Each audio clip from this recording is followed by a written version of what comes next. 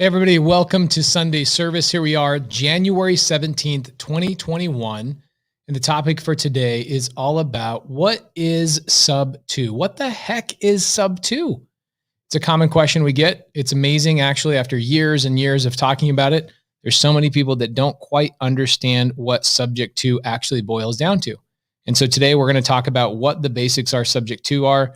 I believe I had a guest that was going to be coming in here, Liz, to give her some special attention and break some stuff down. Let me just make sure that she has the invite link, and we're going to get started here in just a couple of minutes. Guys, I would love to get some questions, some concerns, some issues, anything you guys have as it pertains to sub 2, because we're going to get into it today. We're going to have a lot of fun. And Rick, my guy, Kelly Hanno, good to see you. Everybody, thank you. David Marsh, King Edward, a lot of the usual peeps coming in here. Appreciate you guys so much. Thank you. Over 100 people watching live. We'll probably get up to about 250 to 350 people tonight. Again, thank you guys for tuning in and watching the broadcast. Tonight, we're going to be talking about sub 2. Yo, what up? Eva, I was just messaging you today on Facebook, asking you what your daily activities are. Mark Wright, good to see you, my brother, out there in the Vegas market. Ooh, I love it. Huang Wei says they have the cure for herpes. I love that. You got to love when your live podcast gets spammed. It's freaking amazing. Jeff, yo. I love it. Guys, do yourself a favor. Everybody should be putting in your Instagram name. Liz, there she is. Hey, how you doing? Hey, I'm really good. How are you doing? Great. Awesome. So remind me of our conversation last time. We were talking about having you come on as a special guest around what topic and what we're going to talk about. Let's remind the audience. Well, I originally asked you if we could deep dive into subject 2 and specifically how to explain subject 2 or how the process works to explain that to sellers. Love it. Yeah. So Liz, are you currently marketing in your business? Are you currently talking to sellers right now in your business? I am. Yes, I am. Okay, great. So are you running into sellers that have tight equity deals that have no equity, or maybe people that have their houses paid off and they want way too much money for them? A lot, yes. Okay, and what challenges are you facing? So I could go 100 different ways. Anybody that's in my sub 2 mentorship knows I can give you a 45-minute answer, and then they come back and they go, wow, that was amazing information. I'm so glad you told me that, but that's not exactly what my question was. So before I get into that, tell me, what are you running into and what specific questions you have relating to talking to sellers about subject 2? Well, mainly what I run into is people that, like you said, they just simply want too much for the property. They've looked at Zillow, they've looked at Realtor.com, and they're judging the price of their house based on those prices, or their neighbor 2 blocks over that has a house that's completely renovated and possibly even larger than theirs, and they think that they should get that price as well. So we educate them, on exactly what what they need to look at as far as how they want to price their house or how they need to price their house, and be realistic, without, of course, making them feel uncomfortable. But Right. But mainly, I've only had one conversation with a seller where I brought up subject 2, and I started talking about seller finance first, and they weren't keen on that because they just wanted to be done with the property. Mm-hmm. So then I brought up, have you ever heard of subject 2? And they did have a mortgage in place, but they had some equity in it, but not enough to wholesale. So basically what they said, they never heard of it, and they were very skeptical, and they said it sounded something like it was a scam. And so I backpedaled because I thought maybe it was the way I was explaining it or approaching it. And I said, well, this is done all the time. People buy houses around here that people call it buying on contract, which is somewhat ironic because everyone buys on contract. It just depends upon what type of contract it is. So You sounds like you're in the Midwest smaller market. Yes. Okay, so a big way that people talk about it, let me pull this up just real quick, and I'm going to go single screen on you. So sorry about this. No problem. But what you're talking about is people talk about something that we call buying on land contract. Okay, so the land contract is technically a seller finance deal that does not convey deed. So the deed stays with the original seller until the home is paid off. Okay, that's a land contract. So in smaller markets, land contracts are used all the time. Land contracts in my market, the exact same thing, but it's called an agreement for sale. Okay, and we'll jump back into some of this stuff, but I just want to clarify some stuff for the audience. So agreement for sale, also known as a contract for deed, also known as, this is kind of a funny one, is agreement for deed. Or, so you guys see land contract, you guys see, what is the other one? There's like 5 others, but they're all exactly the same thing. So essentially what it is buying somebody's property, utilizing creative finance, and not transferring the deed. So it's kind of like buying a car, right? So when you go get a car from a car dealership, you get a car loan, but who holds the title if you have a car loan? The bank. The bank does, right? So that is what we call land contract. That's a land contract. It's where you don't have the actual title, you don't have the actual deed to that vehicle until it is completely paid off. So when you've paid that off, now you get the title. And that is kind of the old school Midwest way of buying properties, is buying them similar to a vehicle. So you can say, people say, I'm buying on a land contract, or I'm buying on contract, which simply means I'm buying on seller finance, but the seller is going to keep the deed until I pay the house off or until I sell it. The challenge with that, so here we are, we're talking about a couple different things, guys. Hopefully this is helpful to have this up on the screen. But we've jumped into a few things. Number one, we're going to talk about this. What is sub 2 and how to talk to a seller about it? Number 2, what is seller finance and how to talk to a seller about it? And now we've just ventured into a whole nother world, which is land contract. Okay, so Liz, we'll come back to all these, but let's jump into, you have these conversations with these sellers. Yes. You guys bring up sub 2 seller finance. The seller, some of these sellers are probably in these smaller Midwest markets are saying, oh yeah, I've heard of selling on a contract. Where does the conversation go from there? They either want to know a little bit more, which most of them are the ones that people I've talked to anyway are a little skeptical, but they have heard buying on contract. And then they chime in and say, but I still have a mortgage, so I can't be seller financing. So that's where I kind of need some help transitioning that conversation. So I try to explain to them, well, the mortgage stays in place. However, we pay your mortgage payment. You don't pay it, but you give us the deed. And then if anything, then they want to know, well, how is that going to benefit me in any way?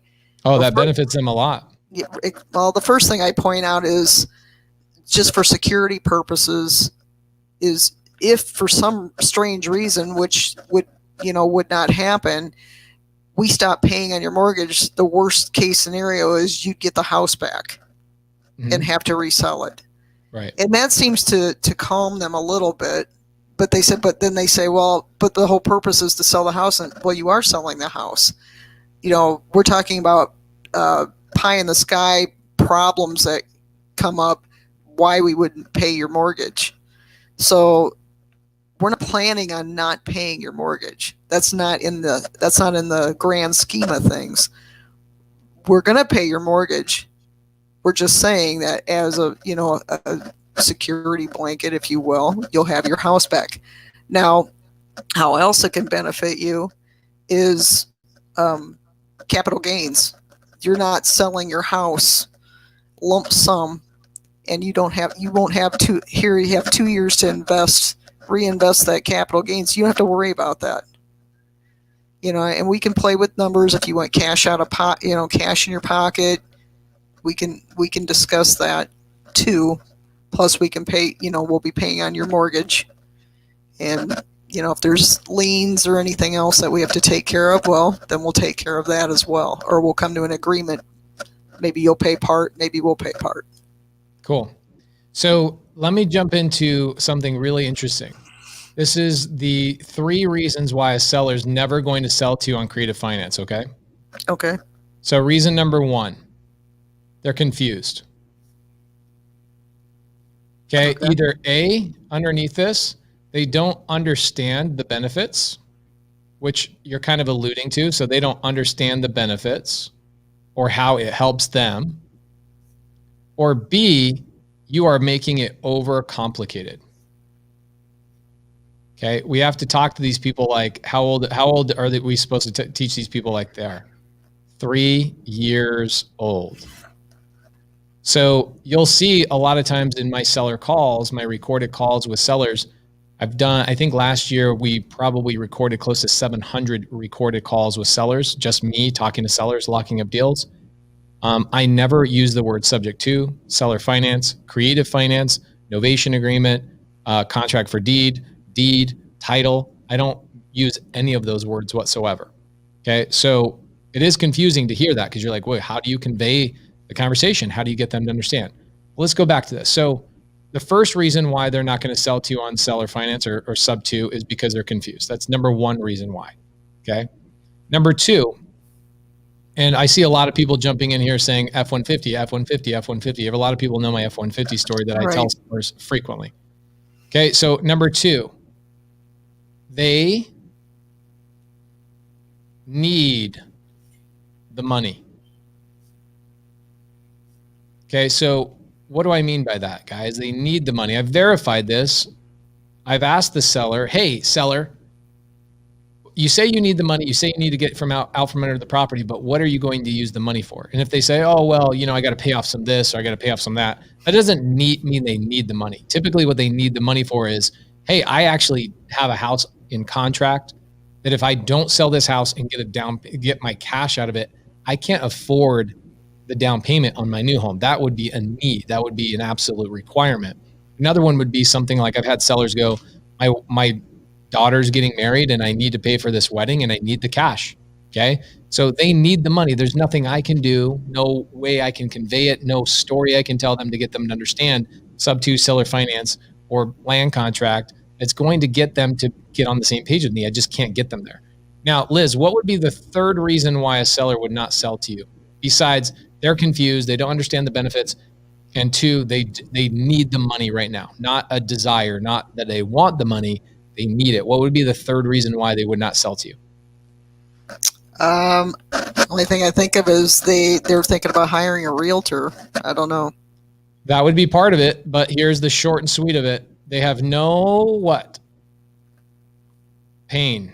Oh, no motivation, no pain. No motivation, no pain. Okay. So anytime I'm talking to a seller, I will literally say this to them, Liz. I will say, and my students have all heard these calls. I'll say, hey, Mr. Seller. So typically it breaks down to one of 3 things. One of 3 reasons why a seller is not willing to sell to me on creative finance. By that time, I may have used creative finance, but highly unlikely. I just say on terms. And I break down these 3 things to the seller. I say either A, I haven't done a good job explaining the benefits. B, you need the money right now. Or 3, we just haven't figured out how I can help you utilizing creative finance. So which one do you think it is? And I would say 9 times out of 10, it's always number 1. It's number 1. They do not understand the benefits. And the reason being is because we overcomplicate things as real estate investors because we take for granted what we understand. We think that it's common knowledge, right? I teach a lot of people and I have to remind myself to constantly dumb things down so people can, take little bite-sized chews the same way that I needed to when I first started, right? So let's jump into it. Usually the first step to this is telling a story. So Liz, tell me, what's a story that you use to convey seller finance subject to a seller without using these words: deed, title, creative finance, sub 2, seller finance, contract, or let's see, what would be another word I say I don't? Now that's basically it. Without using any of these words, how can we tell a story? Sorry, I should have put this on the screen.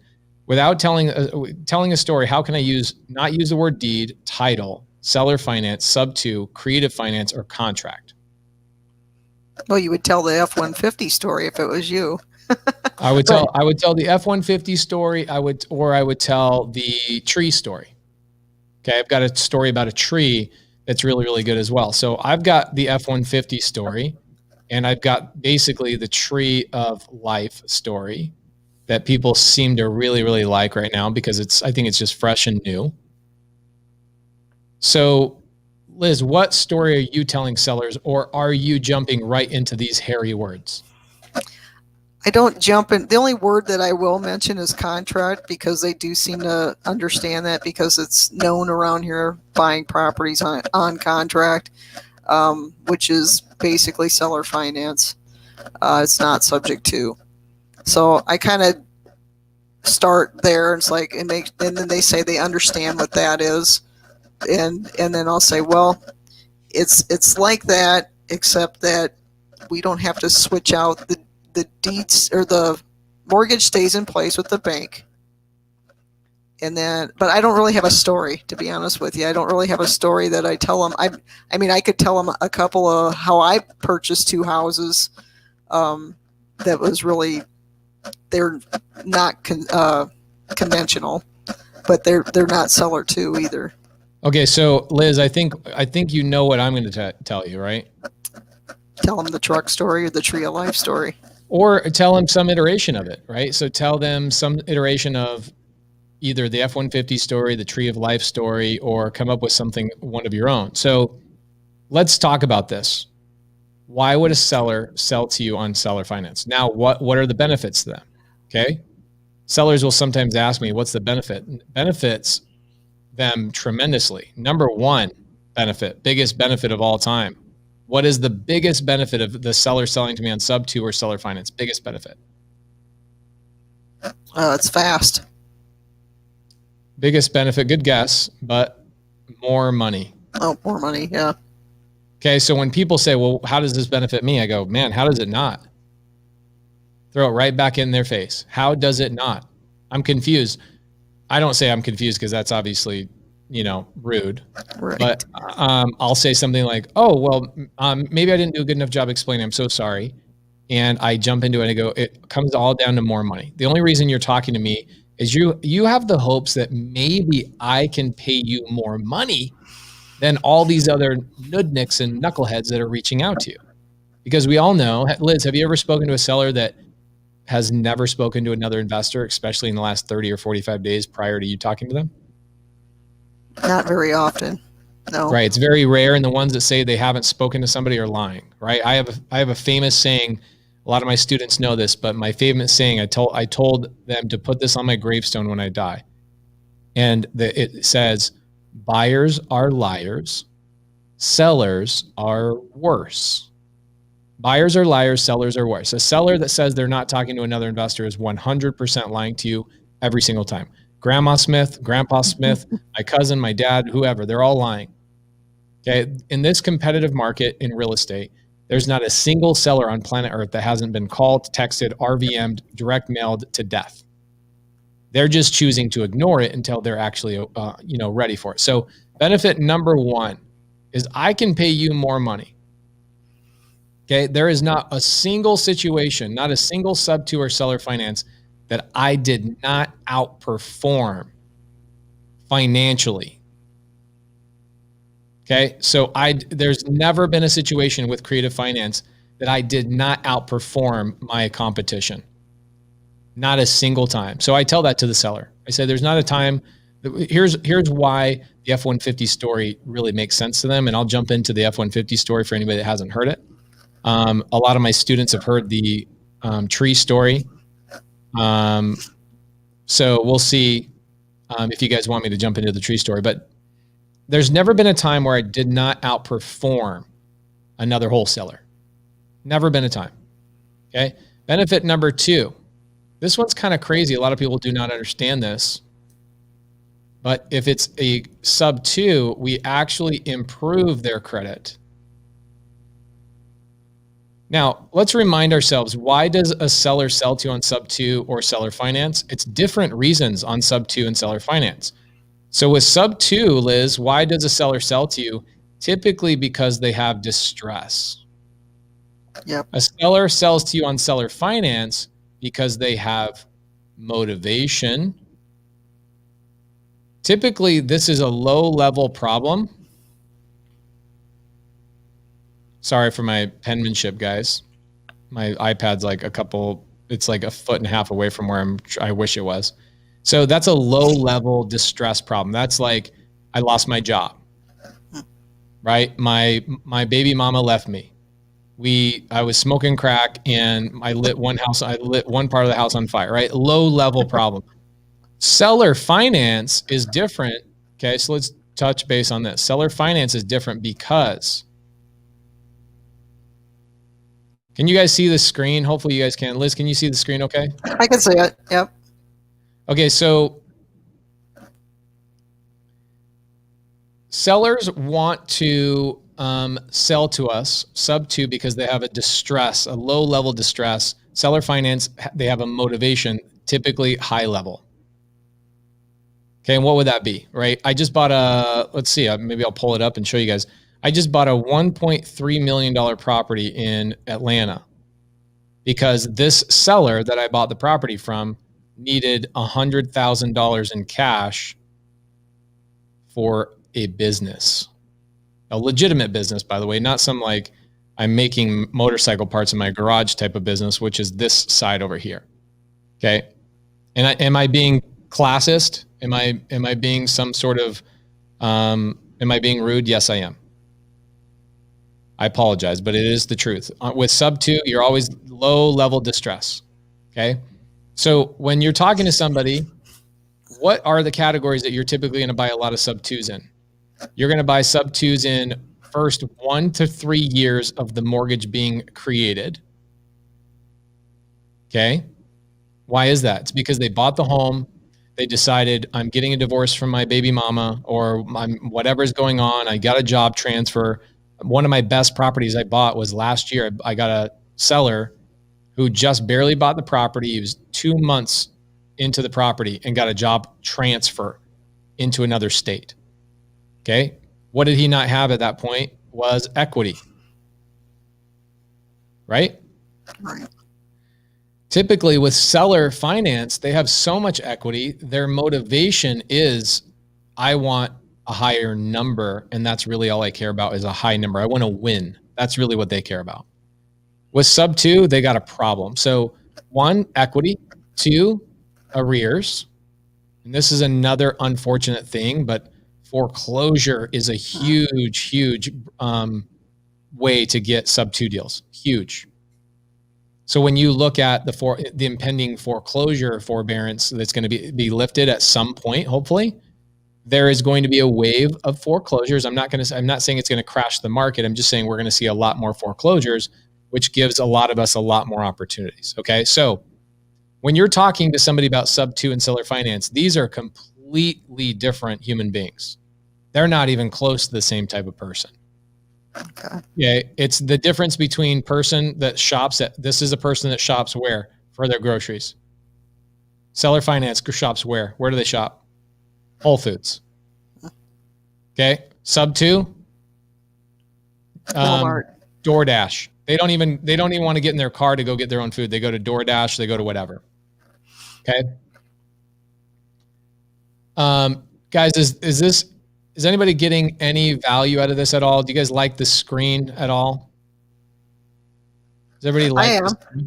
Okay, you like it? All right. Yeah. So that's the difference. Okay. So we got to start there, and we got to make sure that everybody understands that when we're talking about sub 2 and seller finance, these are two people. This is like the Whole Foods mom, right? That's selling to you on seller finance. And this is the person who is maybe showers every other day, maybe 1 to 5 times a week. Okay. And I'm partly being funny, but it is very, very true. These sellers couldn't be further from each other. Okay. These sellers are polar opposites. Okay. So when you're talking about having a conversation with seller finance, that's a whole different conversation. And I'm not going to go down that road today. Today, we're going to go into sub 2. Okay. We're going to talk about sub 2. So Liz, one thing I can tell you is that you are lacking one major thing. You're lacking one thing, and it's very simple, and it's a story that a 3-year-old can understand. I'll come up with one. Okay, so sure. Here's what I'll do. I'll tell you guys the F-150 story, and if you guys like that, I'll tell you guys the Tree of Life story, and it's very good to understand. It's the Tree of Life story is very easy to understand because it compares the difference between a wholesale offer and a terms offer. And it really allows you to stand out from the crowd of people that are talking to these sellers. Okay. So let's go into the F-150 story real quick. Guys, give Liz some love. Liz, by the way, do you have an Instagram that people can follow you on? That's it. K4D Liz. K4D Liz. Guys, yes. Follow her on Instagram. Give her some love. She came on here tonight. This was actually her idea. Well, the question was, that's for sure. Okay, cool. So let's jump into it. All right.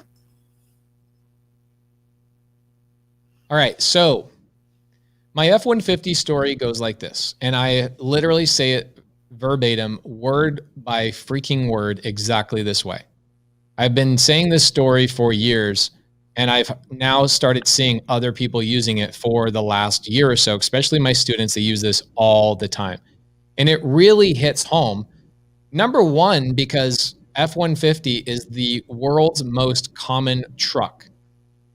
So everybody knows what an F-150 is. And the other reason why it works is because, do you know why I told you the difference between sub 2 and seller finance? Is because I'm a storyteller, Liz, and I needed you to understand that the majority of seller finance are white collar and the majority of sub 2 are blue collar. Okay. And if I'm a blue collar seller, what do I typically going to be driving, and what kind of job am I going to have? Probably labor in a truck. Right. I'm going to be a small business owner at the very most, a very small business owner struggling to survive. I'm going to be driving a truck primarily, and I have issues. Okay. I have issues. I can't manage my money, can't manage my life. I have issues. I'm not educated. I'm not well connected, etc. This is why the F-150 story works. The other reason why the F-150 story works is because it's 100% true, and it's easy for me to roll it off my tongue. So here's the story. I had an F-150 that hit 230,000 miles. I use that truck in my business. So let me jump into how I get into this conversation first, Liz. So seller and I are in a conversation. Seller says, so what's your offer? I go, man, that's a great question. What are you looking to get?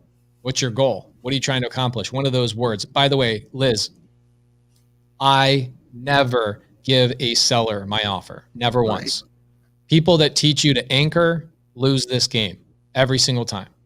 The people who are anchoring are not going to stay in this business a long time. You offend people, and then people like me come in and destroy your offer. So when you learn how to work with a seller and talk to a seller the way that I talk to sellers, you'll do really, really well. Not all of this is for you, Liz. Some of it's through you to the audience. So I apologize. I know some of this you already know. No, that's fine. So seller says, well, I'd really like to get $300,000. And let's say that my cash number needs to be at like $220,000, which is typical for this type of stuff, right? I need to be, what is that? That people call it their MAO, max allowable offer. Right. We don't use MAO, by the way. It's an anchoring technique, but whatever. A lot of people understand it. So seller wants 300,000 because, like Liz said, where do you think they got that number? Zillow. Their best friend Zillow, right? So they get the number on Zillow, and they say, "Well, I want 300,000." I go, "Wow, okay, that's awesome. I'm definitely not a buyer for you at 300,000. I imagine you're probably getting a lot of offers in the 220 range, maybe even a little bit lower, right?" And I say it just like that. And I call them right out. I call a spade, knowing that they're talking to multiple other investors. And so they'll confirm, they'll say, yeah, not so low. This was funny. I actually was in a buy appointment about 2 weeks ago, and the lady had an offer. It was, older people take notes, like physical notes. I'm older, so I do take physical notes. I like to write things down. And this lady had all her offers she had received from all her other investors on her notepad, and it was uncovered so I could physically see it. One of my good friends, Doug Hopkins, had offered 185. And then I told her, I was like, yeah, you're probably getting offers at 185, 190, probably at the most, and I saw Doug's name on there, so I knew. And she's like, no, I'm getting offers way higher than that. I go, okay, great. Well, for the most part, if I was a cash investor, I probably would be way down there. I don't even think it's a good idea for me to even offend you and go down that road. Okay. So the seller says, well, what would you offer? Tell me what you would offer. I go, you know what? I might be able to come up to your $300,000 if you're willing to give me terms. Now, what's funny about this is most sellers say, huh? What? What'd you say? Terms? They don't even know what the word terms mean. Okay? They don't even know the word terms mean. So what happens is that's as deep dive as I'll ever get on creative finance. Okay? What I usually do, and I could talk sub 2 seller finance all day long. But what I do is I then say, you know what, let me explain to you what terms is, Liz. Have you ever heard of the F-150 the F-150s, Liz? Yeah, I have heard that story, but it's a good one. Cool. It is the best story to convey this conversation. Okay. It is the best. I've never heard anybody do a better job than this because it is true. But here's the thing. Mr. Seller, I had a truck. I ran a construction company. And you guys can use this story however you want. It can be you. It can be your friend. You can say, yeah, my friend. Oh yeah, quick REI. That is 1000% true. Not even close. Doesn't even light a candle. So you can say, my friend used to be a contractor and had F-150. You can say, my brother, my this. You can use whatever. Or you can say, hey, I had a Kia Sentra. People know what a Kia Sentra is. Or you can say a Honda Civic, whatever you want to do. So I had an F-150. I hit 230,000 miles. Actually, I'm sorry, it wasn't 230,000 miles. It's like 320,000 miles. I misplaced the numbers. Wow. Right. So this truck really made my company a lot of money. There was a tremendous amount of value that came from owning this truck. So when it came time to actually sell the truck and upgrade it, I went to Kelley Blue Book, KBB.com, good old KBB.com, and I found out that the value of my truck with the miles it had and the year it was, they said private party value was $5,000. Now, Liz, I'm talking to you like I'm talking to the seller. So Liz, if I put that truck on Craigslist or Facebook Marketplace or something for that $5,000, do you think I'm going to get an offer for $5,000? No, I'm probably going to get what, $3,500? Maybe. Right. So what's going on is, Liz, you're asking for $300,000, and I can tell you all these other investors are coming in here, and they're probably, like I said, they're probably offering anywhere between 200 to 230, and they're beating you up on price. And look, I can do that too. I like to fix and flip too. I can be in that same range as well, and we can do business together if that's really what you want to do. But my understanding and talking to you is that you're not looking for $3,500 for your F-150 that's worth $5,000. Am I right? Right. Okay. So what happened after 3 months of having that truck on Craigslist, Liz? What do you think happened after 3 months? It was just sitting there. Right. I honestly, you know how many responses I got on that? Zero, zilch, nada. Didn't even get a single text. I didn't even get a lowball offer. It would be like you selling your property, putting your property right now on the market for $400,000. It wouldn't make any sense. Nobody's going to reach out to you, right? And that's what happened to me. For 3 months, nobody reached out to me on this F-150. And guess what happened? My beautiful wife I hesitate to draw a woman because I don't want to accidentally draw boobs and people get mad at me. So, we'll put a nice dress on my wife. How about that? Okay. So my wife comes to me and she says, "Hey, sweetheart," she says, "I love you, but I don't love that truck. And that truck is in our driveway for the last 3 months. I would really appreciate it if we could get that out of the driveway." And I said, "Babe, I tried selling it. I put it on Craigslist for 10 grand. I didn't even get a single freaking offer. I didn't get a text. I didn't even get a scammer. I couldn't even get a freaking Nigerian prince to come and bother me." Right? So she says to me, this is all a true story. She comes in, she taps me on the shoulder. She tells me this whole thing. We get into a conversation and she says, "Well, why don't you take payments on the truck?" And I'm like, "What? Take payments? Are you freaking kidding? That's genius." So what I do is I go back to Craigslist and I change one thing on my post. And this is what I wrote. I said, let me change this to a little bit thicker. So I said, "Will take payments." How much do you think I sold that truck for, Liz? I believe you sold it for $10,000. I sold it for $12,500. Wow. So Liz, this is why terms, which I brought up a little bit earlier when I asked you, "Hey, if I was willing to come up to your $300,000, would you be willing to give me terms?" That's why going this route is so valuable, because I can take an F-150, sell it on terms, and give somebody the value of my vehicle. And in return, I can sell it for 2.5 times in this particular situation of what it's actually worth. Now, I'm not suggesting I'm going to pay you 2.5 times worth the value for your home, but I'm telling you, you have a very specific number in your mouth, or I'm sorry, not your mouth, in your mind, and you want that $300,000.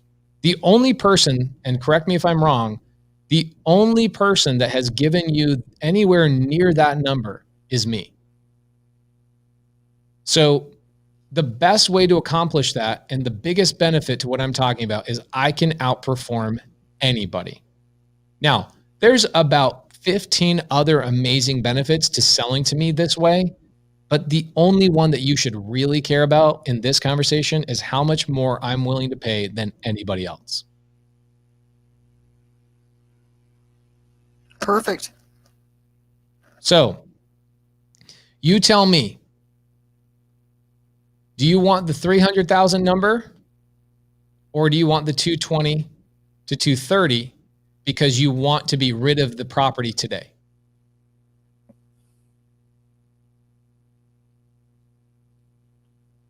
And what do they usually say? It's not even a conversation. Right. I can imagine you have not seen many of my calls. I've seen some of them.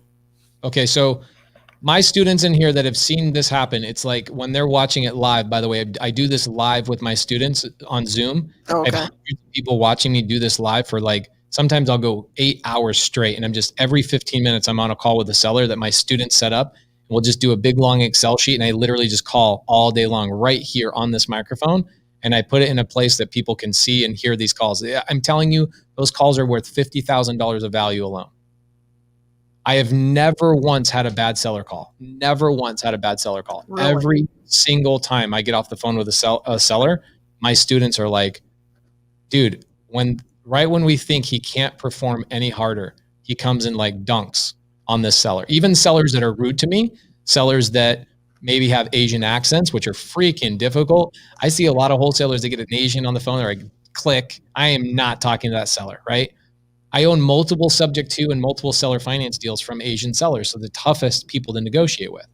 Okay, so let's talk about this for a couple more minutes, because I'd like to get into maybe the tree of life story. Again, this is what's crazy is, Liz, have I even once mentioned subject to, deed, title, any of that stuff through this whole conversation? Nope, and I can see how it's beneficial to have a story, because you don't have to bring up any of those terms. You only bring up what matters to them. The money. The money. And when you asked the question last week, you said, what's the benefit? How do you convey and how do you talk to these sellers about the benefits to them? My thing is like, number one, money. The only thing that they really care about, and the only reason you're even there, it's not because they like you. People think that building rapport is how you get these deals done. They want money. They want money. People, here's the thing.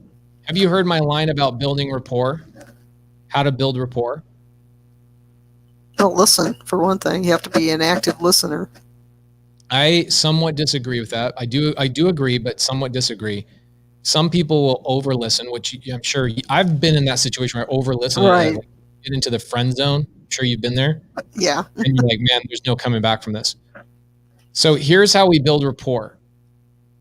Guys, you know how good I am at building rapport? I'm so good at building rapport, I actually know how to spell the word. That's how good. Okay, so rapport is built through one thing.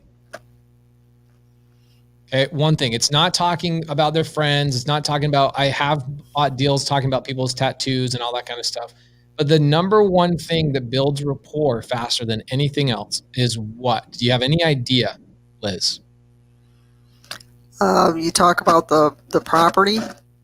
Nope. I never talk about the property. You'd be surprised to never hear. If you ever heard my seller calls, you would be amazed to see that I never, ever, ever, ever, ever talk about the property. Okay. Look at my students on the side. My students know this better than anybody else.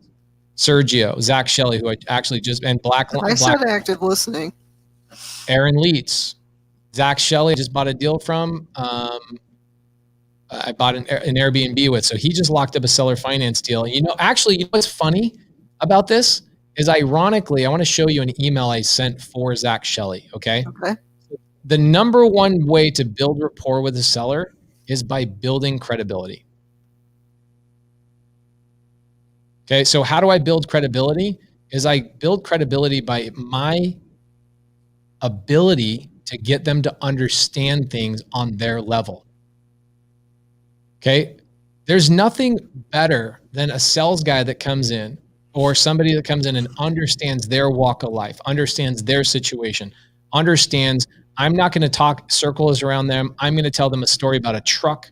I'm going to tell them a story about, blue collar conversations, rather than coming in and saying, I'm a big bad real estate guy.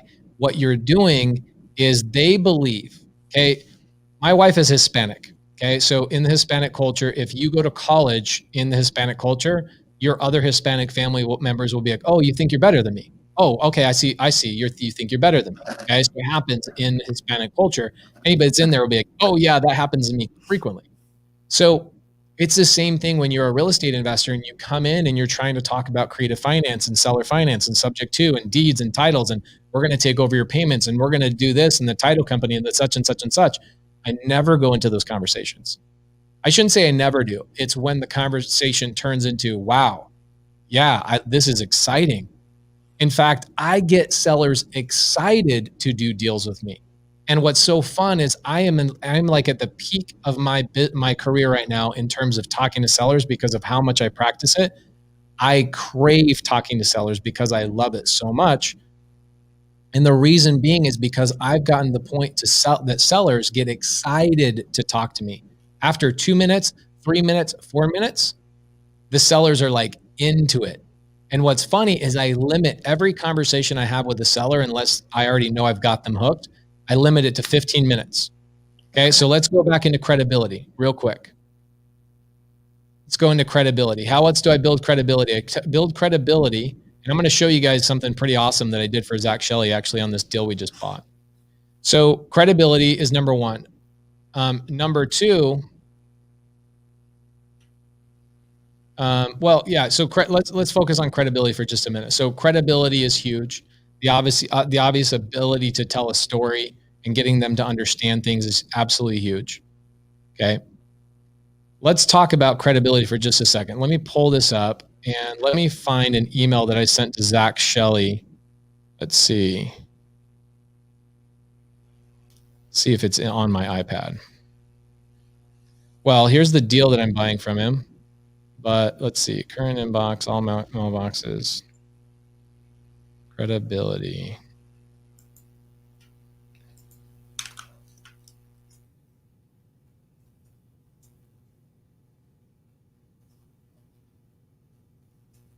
Let's see. Let me find this real quick so you guys don't have to look at my stupid thing. So while I pull this up, we can talk about credibility.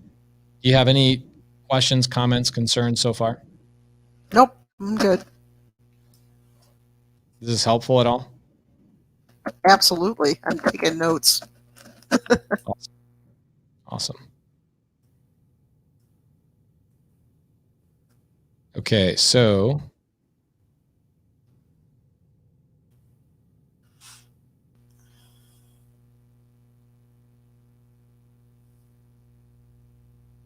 Zach Shelley reaches out to me and he says, hey, I've got a seller.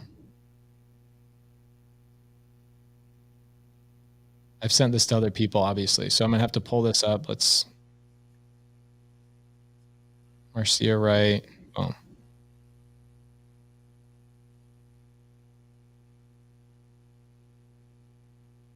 All right, here we go. Okay, so check this out, guys. Let's talk about credibility. I actually sent this email to Zach Shelley. And I said, Mr. Glover. So Zach reaches out to me, guys. Let me just break this down. So Zach reaches out to me. He's one of my newer students. He's like, Pace, I've got a seller on the line. I go, bro, how can I help? And he says, they want credibility. They say, I sound too new to this business for them to sell on seller finance terms. And he really needs some help and he needs to like be pushed over the edge. I go, no problem. What do you need? And so this is where this email came from. And I do this for all of my sub 2 students. Any sub 2 student that needs this credibility, I do it because having credibility is massive and hugely beneficial for being in this business. And one of the ways you can build credibility is even if you don't have credibility, leverage somebody else's, leverage your mentors, leverage people around you, leverage people close to you. And so this is my email that I sent over to the seller.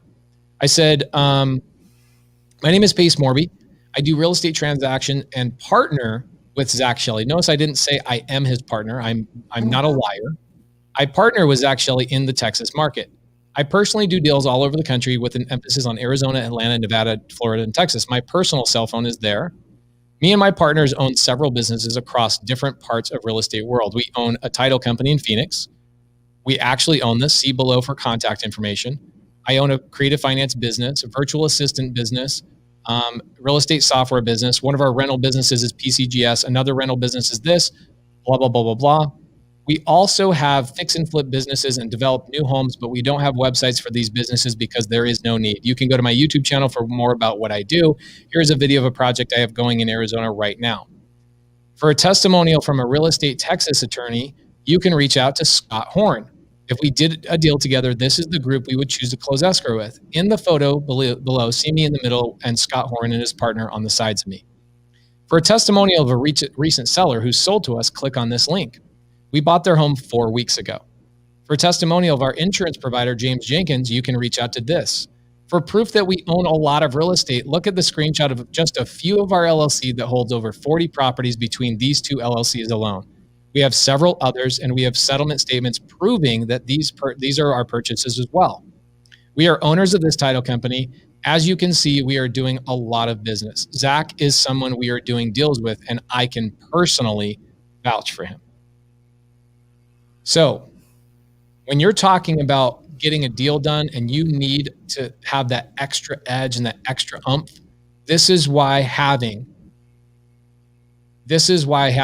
a mentor or somebody above you that has credibility provides so much value to you. Because you get down to it and you're taking over somebody's deed, or they're selling you $1 million property, or that house in particular. I've never been to this house, but let's pull that up real quick. It might be beneficial to pull that up. We could even break through this. Let's see, Zach Shelley. Let's see. This is the property that we're buying, I think, this coming week. Let's see, what's the property? 9618 Waterview Parkway. Let's copy the address and let's go into Zillow.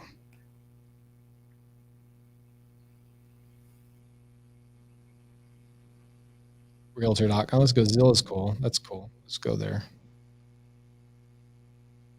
So this property right here, $483,000, 4-bed, 4-bath, 4,200 square feet on a golf course, 4-car garage, gorgeous home. Obviously the photos are not on here because it's a seller finance. The seller sold this property right here on seller finance to us because of that email. What am I doing with this, Liz? By the look of this property, what do you think I'm going to do with it? Airbnb or a... You got it.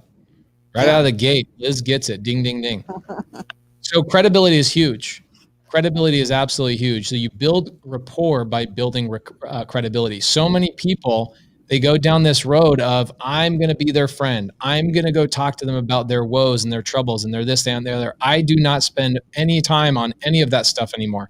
I used to get into the friend zone. Okay. I used to think that building rapport was about being their friend. That is not how you build rapport. You build rapport by building credibility, because credibility shows them that you can actually solve the problem.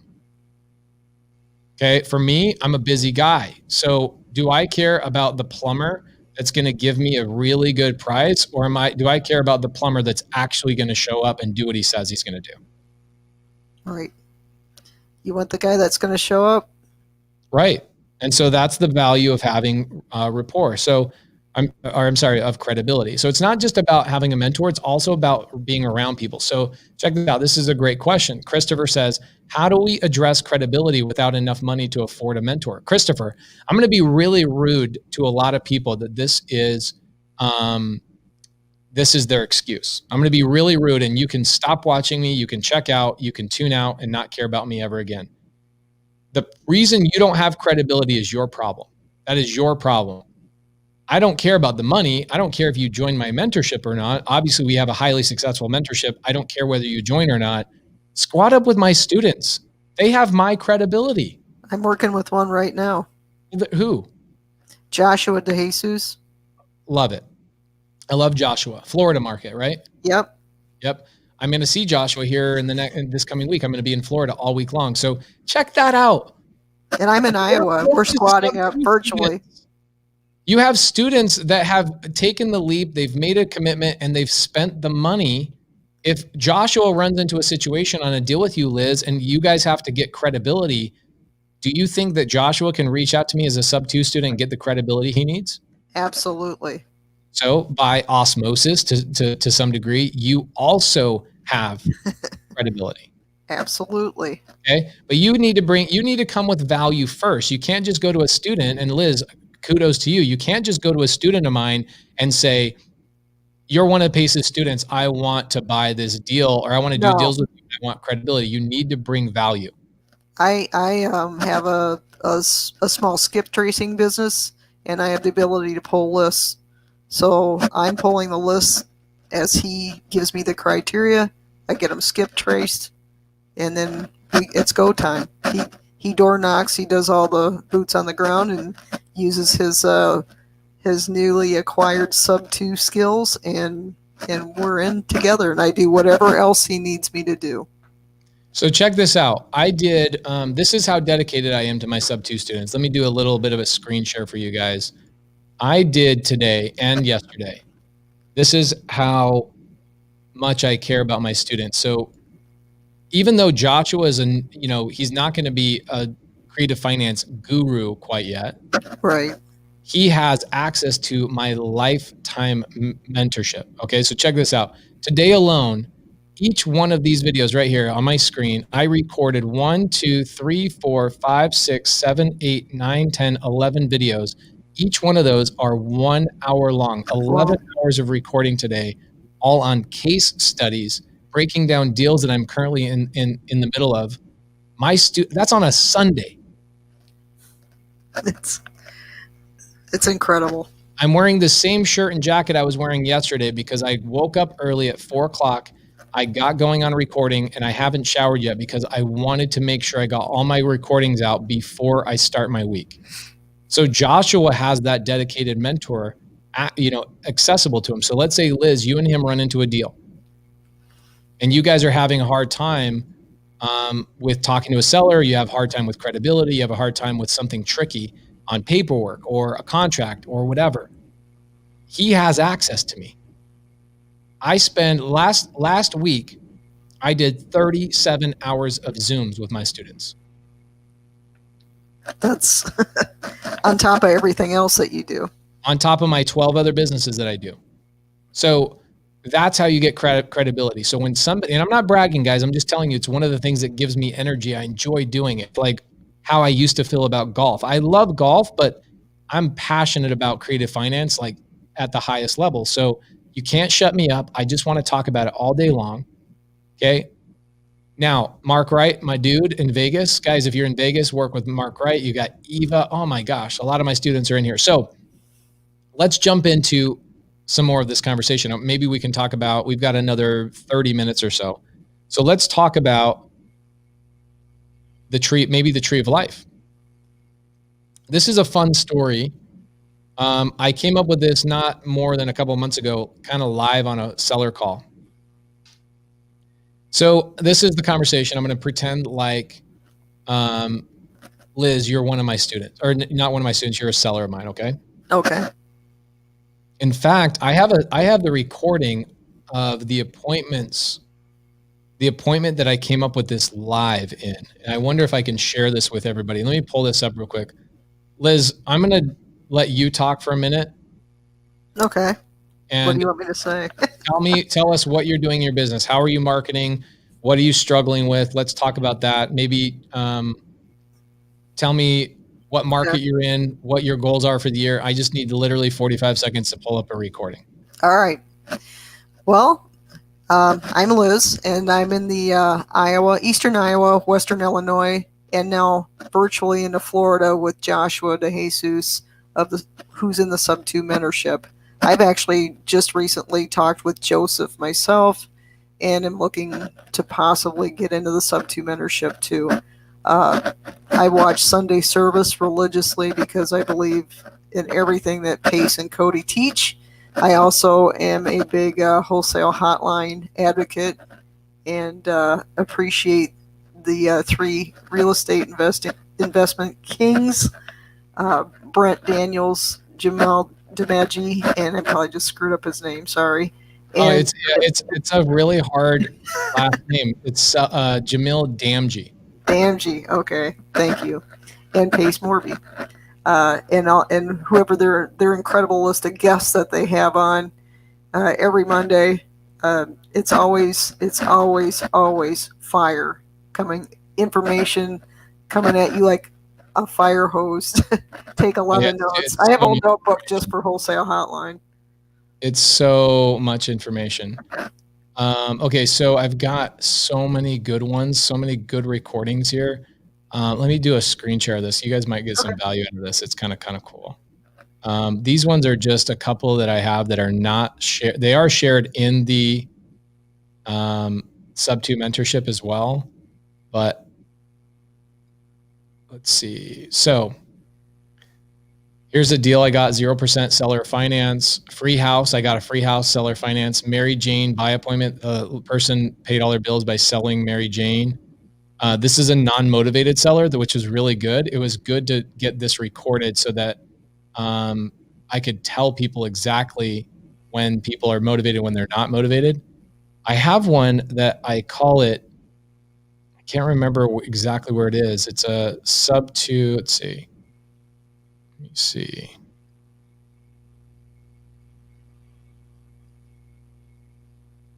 Oh, here it is. Boom. Sub 2. I bought 2 Sub 2s from this guy, and I raised $200,000 from him in one meeting.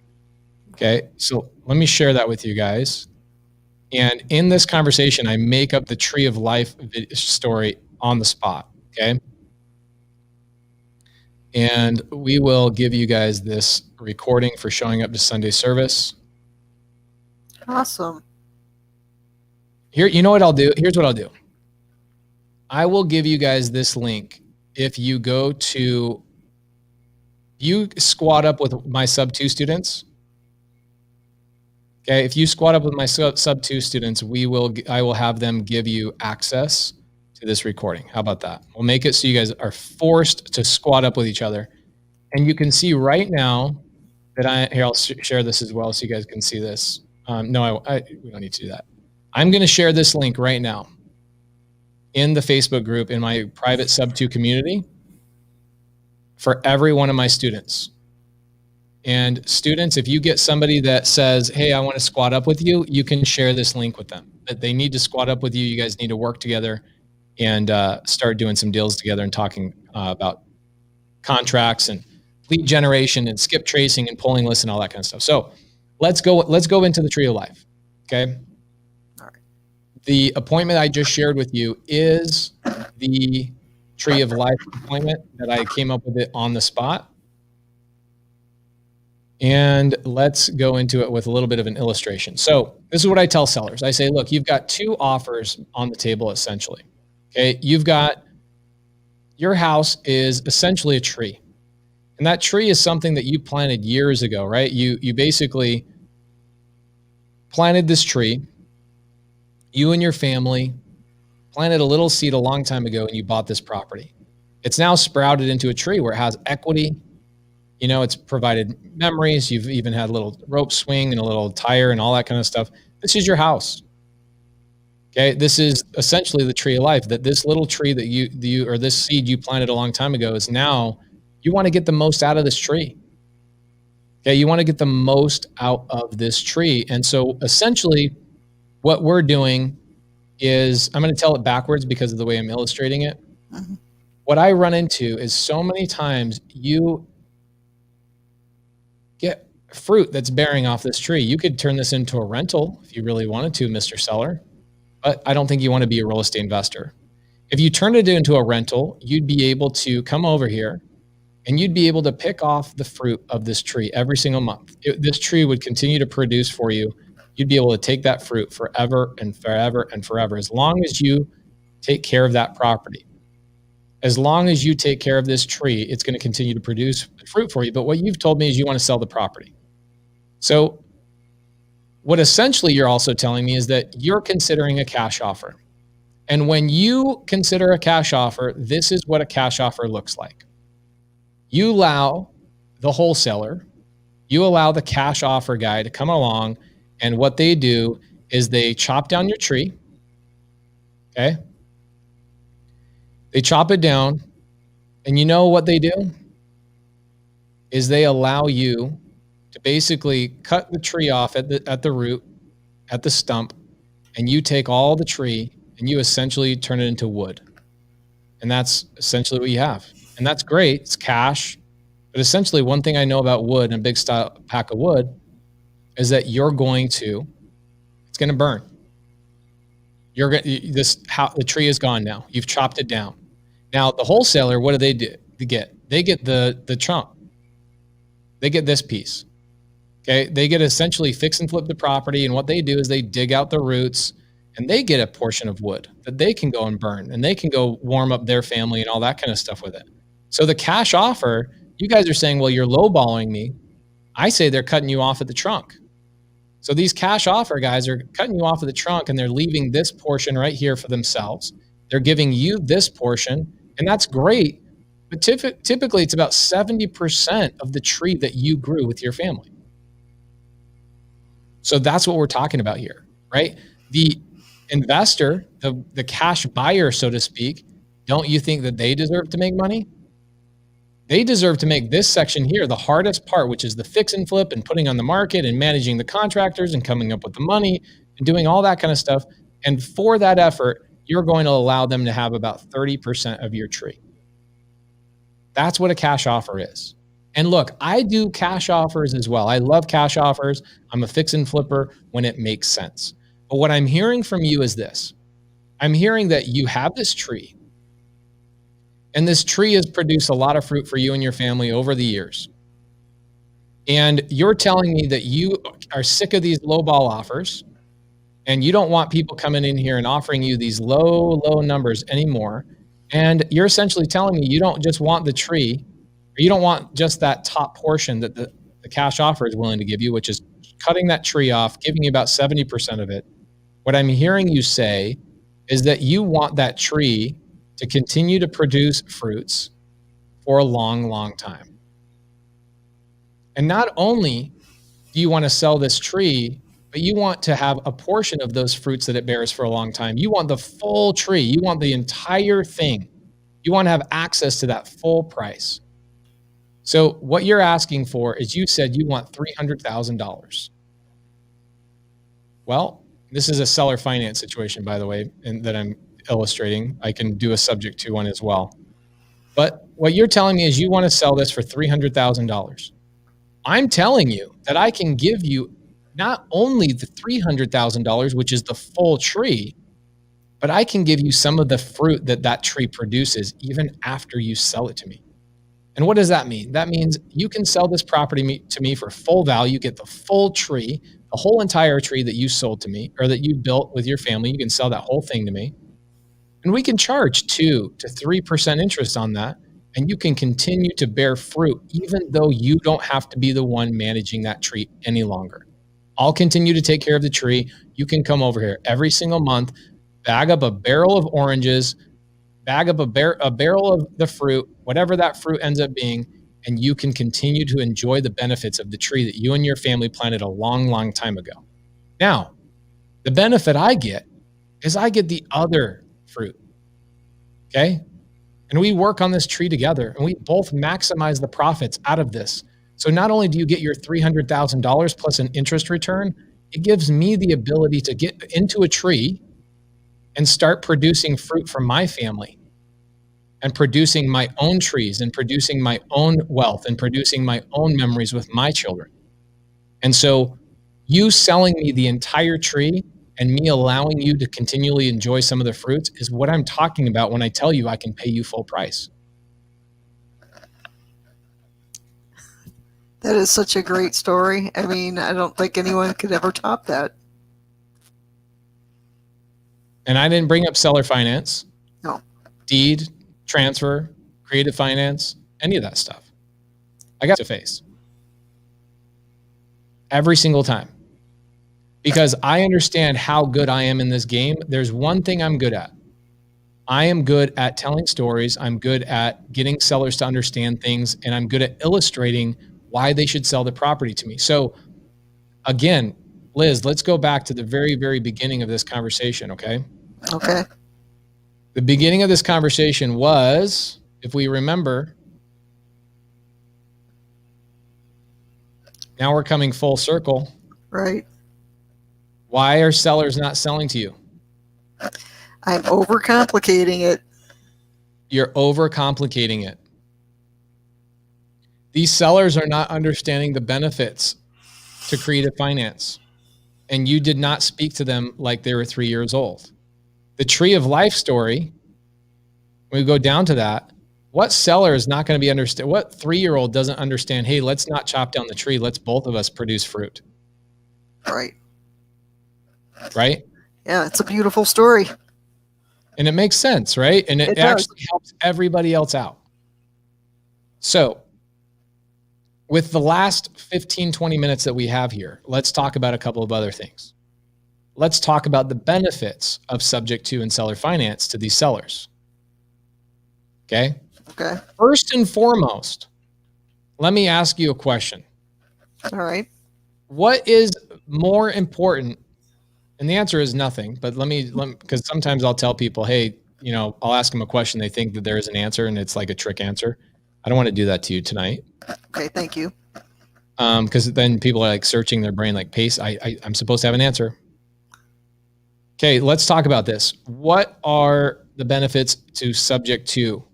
Number one, what did we talk about? You already came up with it. We already came up with it. It's money, but not just money, but the most money.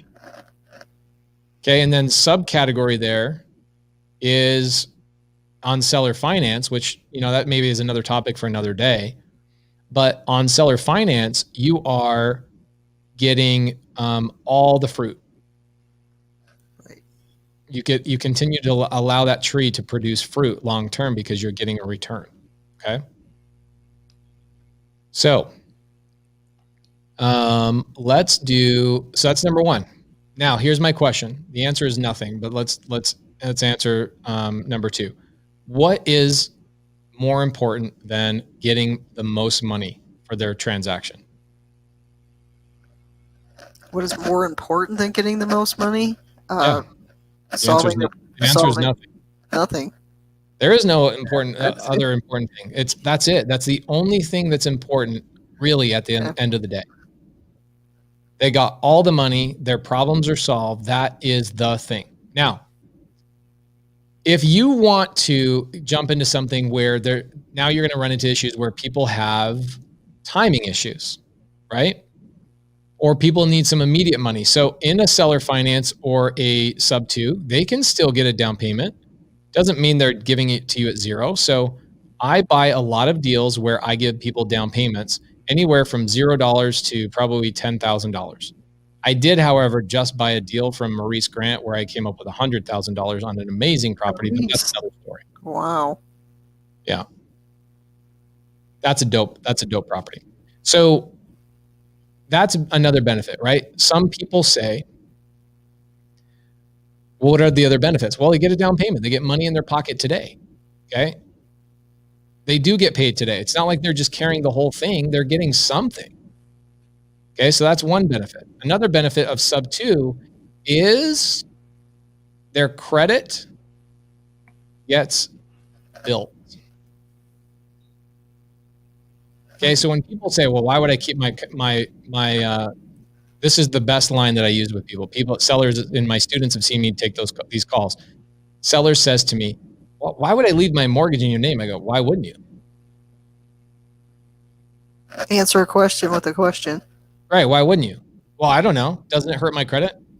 No. I mean, a performing mortgage on your credit is the best benefit to your credit report of all time. A performing mortgage.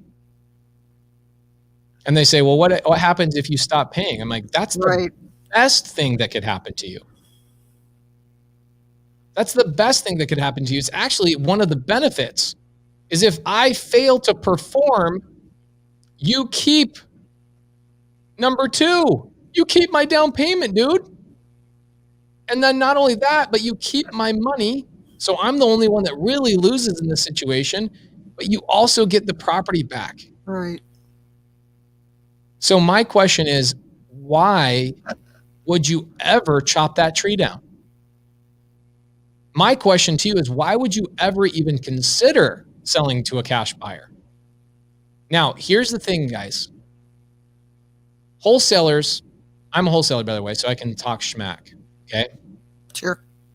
Wholesalers on average are paying anywhere between 50 to 60 cents on the dollar of a property.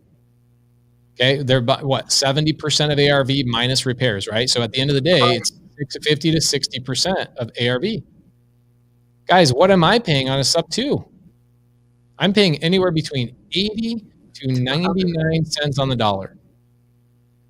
You have no chance against me. None. You have no chance. I will destroy you every time. And then what's funny about it is not only will I destroy you on this, but even when a seller goes down this road and I end up having a longer conversation with the seller because we actually have more options with them. And this is what's great about telling stories, Liz, is you get to be in longer conversation with the seller. Let's say the seller says, no, I want cash. The likelihood of them going with you instead of here's Joe, the wholesaler, versus me, Pace. I'm going to make myself a little taller because I'm but now I've told them stories. I've given them other options. I've given them offers of a lot higher purchase price. What's the likelihood of them going through Joe versus me? Even on a cash deal. Me. Right. More money every time. Yes. I'm in the game longer. Proximity. I'm in there more times. I've had more conversations with the seller. I've had more opportunities to hear their stories about their cats and their dogs and their tattoos and all their stuff. So telling stories about all of this stuff actually puts you in a play where you can get more cash deals done. And they have credibility because I'm squatted up with Joshua, who's a sub 2 student. Guys, is anybody getting any value from this Sunday service tonight? We've got a little over 350 people watching live, which is great. Appreciate you guys so much. It always starts out slow, builds strong. We end up getting close to 1,000 people that kind of come in and out of Sunday service. So really appreciate you guys tuning in. Let's check it out. James Dempsey, I'm in Atlanta. 13,000 first wholesale deal. Who's in the sub 2 paid mentorship? I had the bell, I'd ring it. Yeah, exactly. I have a lot of students in here, James, that are paid sub 2 students. Guys, if you're a sub 2 student that is not happy with your mentorship, I want to see that in the comments. So again, guys, it comes down to telling stories. And I knew when Liz was saying, well, I need to talk to a seller, I knew what this was coming down to with Liz. It was coming down to one thing. Liz was doing what? She was too damn smart. Overcomplicating things. And this is my problem. Now, you guys will hear, anybody that's a student of mine, you guys go into the recorded calls with all the sellers. One of my favorite lines of all time is, I tell the sellers I'm not the decision maker. All the time. I do too. I create a fictitious third party where I say my partner this, my partner that, I got to talk to my partner, blah, blah, blah, blah, blah. In fact, this is what I tell sellers. I go, hey, Tim, my name's Pace. Did so-and-so tell you I was going to call? Okay, great. Hey, my job description is actually, I'm the most boring guy in the company. I just sit at a desk all day long and look at properties and make a determination on which properties we're going to write a check on and which ones we're not going to write a check on. My job is really boring, and I'm so sorry I have to call you, but I just wanted to get caught up to speed with the last conversation you had with my team. That is not my job description. I am not the guy that writes checks. I'm not the nerdy guy sitting at a computer underwriting deals at all. That's not what I do. But I'm painting a picture to the seller, so right out of the gate, they have zero fear that I'm a salesperson. They don't want to talk to salespeople. Tell them that you're the nerdy person sitting at a table and that you unfortunately had to call them. You really didn't want to have to bother them, but you have to be the one that underwrites the deal. I do tell them I have partners, and it's not really fictitious. What I keep in my mind is something that I learned at a mastermind, a local mastermind.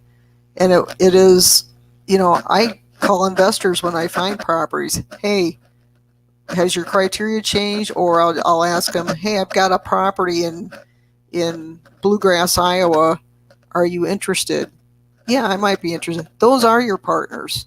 The investors that you talk to are your partners. So it's not really fictitious. It's just that they're not your on your LLC with you. You don't share an LLC, but they are your partners. It's just like your title company is your partner. A realtor you work with is your partner. Your attorney, they're all your partners in your business. Right. Love that. So Liz, what do you think you got to do this week? What's some action steps you got to do this week? I've got to come up with a story. Right. Or I'm going to use an iteration of the F-150 or the Tree of Life, which I love. I love them both. They're both awesome stories. I have a couple in mind that could apply now that I thought about it and thought about it in the context of your examples. So I'm going to try that this week, and when we get these lists back from skip tracing, the ones that Joshua doesn't door knock, I'll be on the phones, so I'll be talking to them as well. And I'm gonna practice it. I'm gonna use it. I'm gonna use the story. Love this. Christopher says, let's jump to this. I'm in Colorado. I have a horse property for pre-foreclosure divorce lead. How would you explain a signable contract to somebody who is licensed and dispo? The way that I would explain that is I would say that I'm partnering with somebody and they're going to be the financial backer on the deal, and I'm going to assign it to their LLC. That's it. Pretty easy one. Colorado, as long as it's not in BFE Colorado, I might be a dealer, a buyer on that, Christopher. I would love to buy a horse property in Colorado. What city is it in? Is it like in BFE, Colorado, or is it in like Denver? Bruce says, do you illustrate as you tell a story? Bruce, that's a great question. I do not illustrate as I tell the story. That's a new thing that I'm trying with you guys to see if you guys actually like the whiteboard. If you guys like the whiteboard, I'll continue to do it. But I kind of got to a point where I'm like, man, people don't want to see my face. I'm freaking nasty looking, especially when I don't shower. No, you're not. So I just thought, hey, that would be good. Jeremy Davis says he brings a coloring book everywhere he goes. So no, I don't illustrate when I go to these appointments. I just do it verbally. It's a lot easier actually to tell a seller these stories than it is to tell you, because while I'm telling this story, I have no feedback, right? When I'm telling a story to a seller, they go, oh yeah. You know, those little verbal cues, you can tell if they're actually understanding you or not. And that's what I feed off of. And so I can tell a story way better, way faster, way more eloquently than I can just telling you on a podcast. So Rylas Dana, by the way, if you guys don't know Rylas Dana, this man and I have done multiple deals together. He is a probate attorney here in Arizona. Not only is he handsome, he's incredibly smart, and I love that guy. He's amazing. So if you guys are not following Rylas, hey Rylas, put your Instagram in the chat, please, so I can throw it up on the screen. I'd love for everybody to follow you. Is Rylas only in Arizona, or does he do other states as well? He does California and Arizona. Thanks. But probate laws, I know they vary from state to state, but overall they're not dramatically different. If you have questions, he's somebody who would be. Hey, I just put the code to jump onto the stream. I want to bring this gal, Ariel Gooseby, on. Ariel, can you take that link that I just put into the thing? It says https://streamyard.com with all the little weird numbers and letters. Click on that and get into the live with Liz and I. I want to talk to you about that question about your LLC. That's a great question. Hey, my girl from San Antonio, I think she's coming on board with us as a private lender, actually. She's going to be lending us some money on some of our fix and flip. So thank you so much, B. I appreciate you. You're awesome. But yeah, I would love to talk about this LLC question. I think a lot of people don't quite understand it. So let's go through that. Value Vegan says, I have a deal in New Mexico. Need help getting it contracted up. Who's the best person to contact to get it done? So Value Vegan, I would reach out to somebody in this group maybe that could help you JV on the deal. Randy says, how do I find sub 2 property? So interesting. That's a great question. Should we jump into that? Yes. It's a great question. Happy to jump into that. Let's see if I can get, I don't want to get Ariel, I think her name was Ariel, on here to talk specifically about what happens if I don't have an LLC. Let's see. So there it is. What do you suggest for those of us who don't have an LLC? So I think the YouTube thing is kind of like behind a minute or two. So we'll give her a minute to get in here. I'm going to give you the link one more time. And then I'm going to answer this question right here. Okay.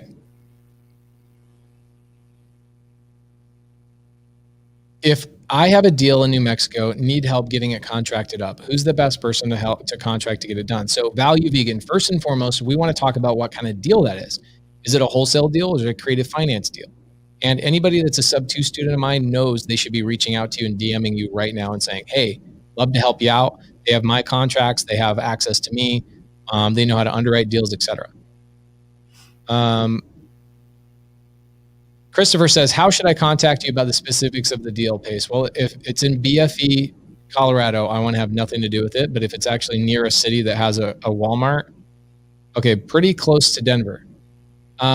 Christopher, reach out to Kelly Hanno. Her name is on the screen right now, Kelly Hanno. She actually runs my media team. She's my media manager. She runs the Facebook group. She runs YouTube, Instagram, Facebook, like all the stuff. Kelly's beautiful, amazing person. She's super awesome. Ariel. Yes. Hi. Hi. Are we going to get Wait, let me lucky turn my with your TV face? down because that's what took me so long. I had to find my phone because I'm actually watching you on my TV. Oh, that's fine. Okay. Are we going to be lucky enough to see your face or no? Yes. Let me figure this part out. Okay, I'll put you on mute for a second. You can figure it out.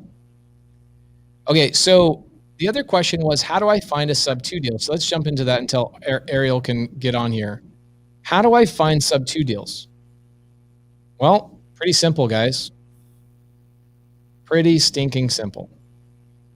First and foremost, you don't. Okay? This is you. Your job is to build a conveyor belt.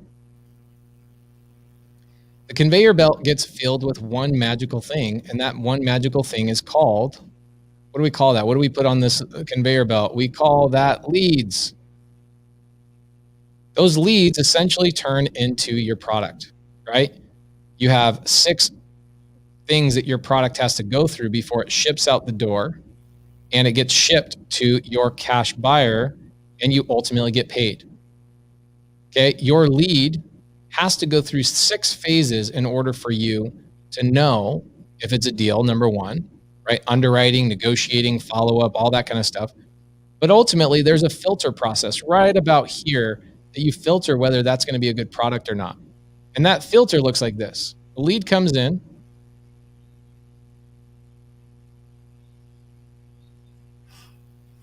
The lead comes in. I love how people try and jump in here. It's so great. Ariel, did you figure it out? Not yet. Let me. Well, let's just have a conversation. You don't need to figure out this the screen. Okay, so ask me the question about the LLC. Let's talk about it. Okay, so I had a call with a pre-foreclosure. Now I was speaking to her because I saw one of your videos with another investor, and I saw it was actually your video about the seven or 8 ways that you can also help them. So I kind of went that direction. That was with Brent Daniels, pre-foreclosure mastery. Correct. So and I saw how you were the angle that you kind of presented to her or to the person that was the seller, that hey, look, I'm trying to help you. I'm not trying to, just give you money and take your property. So I went that angle with her, and it helped because she was very defensive automatically over the phone when we got on the phone. But she kind of, dialed down, and she was very receptive to what I was explaining to her. Now, after she was receptive to what I was explaining to her, it came a question of, okay, so what is your company's name? Or where, what is your backing? What's your LLC? Do you have a website? Do you have an Instagram or Facebook page and things like that? So I'm going to be very honest. I became a little bit frazzled because I don't. And so having to explain that to her, like, hey, no, actually, I don't have an LLC or a website that you can kind of go to validate what I'm trying to do or how I'm trying to help you. So when you first started out with this, or when I first started out in this business, this is what I would tell people that ask for my credibility package. Mm-hmm. Is I would say, oh, I'm just a small mom and pop investor. Me and my wife just do this on the side. Okay. And so you just kind of brush it off like it's no big thing. Mm-hmm. And for the most part, that's going to handle most people. But my question to you, Ariel, is what? And don't answer this quite yet, but I'm going to ask you a question. I'm going to guess a couple of things. Mm-hmm. Okay. Now, why don't you have an LLC? Why don't you have a mentor to get credibility from? Why don't you have a website? I'm going to guess it's a couple things. Either A, you just started. B, you don't have the funds. Or C, you don't see the importance of it quite yet because you haven't believed that this is your full-time business quite yet. Okay. Yeah, I would say, well, A, I just started. I am very new to it. Okay. B, I actually have a course with the Clever Investor that I have. So why couldn't you leverage Cody Sperber? That's a pretty expensive course. Why couldn't you leverage him with credibility? That honestly, I didn't even think of that. It was actually gifted to me, so it wasn't. Oh yeah, that's you're probably not going to be able to use that because I get students will use my name and I get sellers that call me. Right. Yeah. Yeah. And Yeah, that's I probably didn't not a want good one to. to use, but Mm-hmm. okay. I definitely would. I don't think that was something that I actually thought about until I was looking into private money lenders, and I actually have some connections in Virginia with a few real estate agents and other investors in that area, and I was asking about the private money lenders, and I was told a lot of them actually look for people with LLCs or they won't lend. So that's kind of where my mind went about it. And then the call with her, I had actually never had another person ask me about company or, where's your website, X, Y, and Z. Got it. Okay. So this is one of the things I provide to my students whenever they want it is I'll even get on the phone with their sellers. For 2020, I probably did it close to 700-800 times. Kevin says, this is my first Sunday service as a sub 2 student. Congratulations, Kevin. Thanks for joining the mentorship. I hope you get a ton of value. All the sub 2 family, I'm sure, has welcomed you into the group. But here's the thing, Ariel. What I would do is this. I would create an LLC. Do you know how much money it costs to start an LLC? I don't, but I definitely started looking into it after I had a call. I would say less than $300. Okay. Okay, so here's the problem with setting up an LLC, okay? I kind of don't want to tell you guys this because then it gets you guys scared to creating an LLC, but there are right and wrong ways to set up an LLC. Okay, if you just go set up an LLC, here's what's going to happen. What is an LLC? It's just an entity. The IRS looks at this as an entity. What most people do is they go put this under their personal name. Okay. If you pull up anybody's LLC in the country, their LLC is going to show up with their personal name attached to it. Okay, I teach my students to create an LLC that you can never see their personal name. Okay. And if you set it up incorrectly, you can't go back. You have to go start another one. Okay.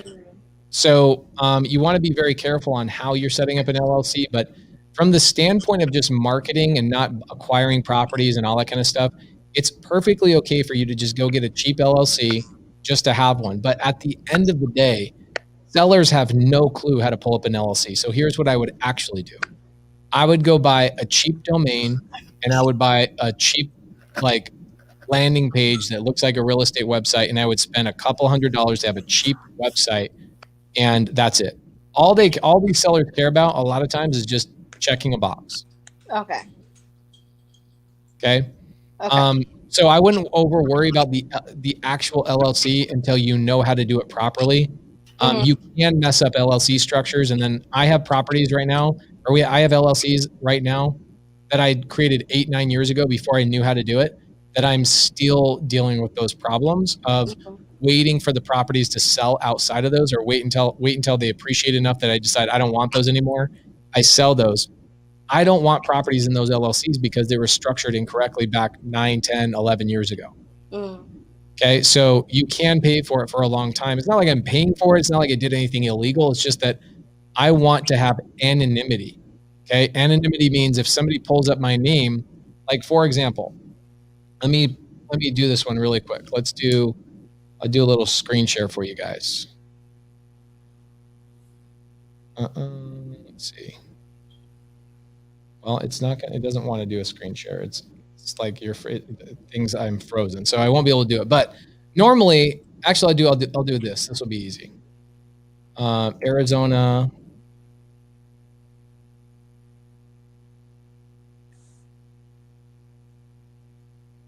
A lot of people don't understand how this works, but I'll break it down for you guys. So let's do Arizona Corporation Commission search.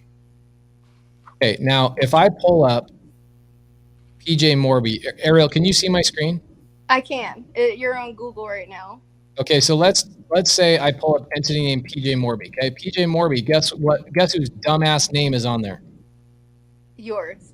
My dumbass name. I'm a dumbass for setting up this LLC a long time ago. Incorrectly.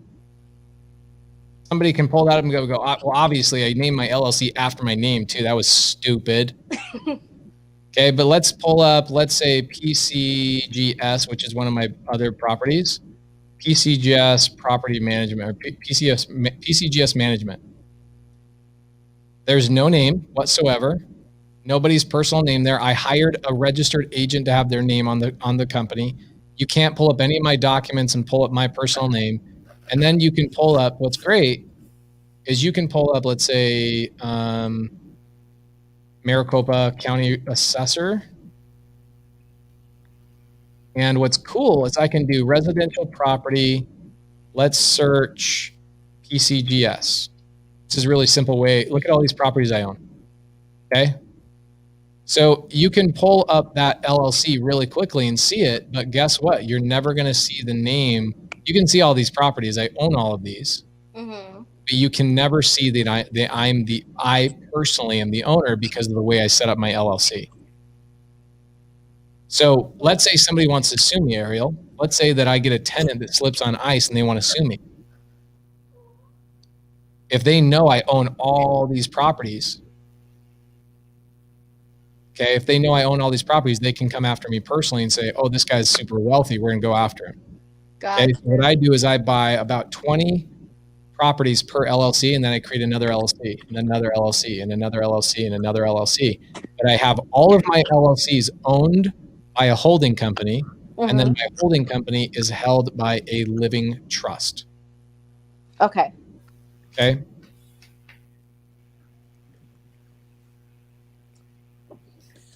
I'm just taking notes. Now, if you ever join my mentorship or you ever become friends with a sub-2 student, I have I have my estate planning attorney actually coming in next month. Mm-hmm. Last month, I had my CPA come in, my insurance guy come in twice, breaking down like high level, how to structure your business, like very, very high level stuff, breaking down every little thing. So what I would do is I would squat up with one of my students and ask them some of these questions. So Ariel, where do you live? I live in North Carolina. I'm originally from Virginia. I have badass students in North Carolina. Okay. Okay, so Kelly Hanno maybe can connect you. Kelly Hanno is my media manager. She's also a sub-2 student. Uh-huh. Okay, so reach out to her and say, hey, connect me with some North Carolina students that I can provide some value to. Okay. Okay. What was the last name again? One more time. Her name is right here on the screen, Kelly Hanno. Okay. Got it. Kelly is so correct about this, guys. I'm gonna say this, and we're gonna bounce out. I hope everybody got a lot of value tonight. But Kelly, my mind is blown. It's good, right? Fantastic. Thank you so much for inviting me on too. Hey, Liz, you're awesome. So, guys, check this out. Lexus and me, bro. I love the name, but if we're trying to be real estate professionals and we want to squat up with each other, and we're in here on a podcast, we've got 350 people watching live right now. 350 people between Facebook and Facebook and my YouTube channel are watching live right now, and somebody wants to get a hold of you and you want to make your name. I want people to know my name. I want people to know who I am. So guys, change your name on YouTube, change your name on Facebook to your God-given name that you want people to call you in business, because we're trying to do deals together. Okay? Need you guys to squat up with each other. Need you guys to make a name for yourself and take this seriously. And Lexus and me, I'm sorry to come down on you. Okay, yes, Black Lion, Kelly Hanno is coming to the mastermind. She will be here for the mastermind. Ariel? Yes. Really great question. I hope that gave you value. Absolutely. Reach out to the sub-2 students and get some help. Mm-hmm. Okay. Yeah, I when you said it, I actually started looking through the group, and I threw that in the comments, and I already have at least one person that I'm linking up with. Love it. Awesome. Bye-bye. So, Liz. Yeah. You're amazing. So are you. Thank you. I hope you got value tonight. I think a lot of people got value from you pushing last week or 2 weeks ago we were talking about this? It was last week. So oh my gosh, look at this guy. RJ Rebel Real Estate Investments LLC. Do I need to change my name? Yes. I don't know what your name is. Is your name RJ Rebel? Is your last name Rebel? Or is your first? I don't know. Come on, man. I want to know your first name. I want to be able to call you by your first name. I want to know that I'm talking like, for example, Liz last week. Liz is the one that came up with this topic. I knew she came up with the topic because I knew her name. She always makes great comments. She's always posting in the group. I recognize people's posts that are constantly using their real name. Okay. So Liz, we appreciate you. Thank you for bringing us so much value tonight. Well, thank you very much for inviting me, and I will put to use right away what I learned tonight. Awesome. That is the way it's done. We'll see you on Wholesale Hotline tomorrow night. And everybody that's in Florida, Jamil Damji and I are flying into Florida Wednesday night. We're going to be in Florida, Miami, Wednesday, Thursday, Friday, driving up to Orlando and doing a meetup in Orlando and then taking off Sunday night. If you are in Florida, hopefully we can see you in Miami and in Orlando this coming week. We'll see you guys next week on Sunday service, where we talk more about multifamily, subject to and seller finance multifamily stuff. We're going to have a special guest coming in. I'm super pumped. See you guys.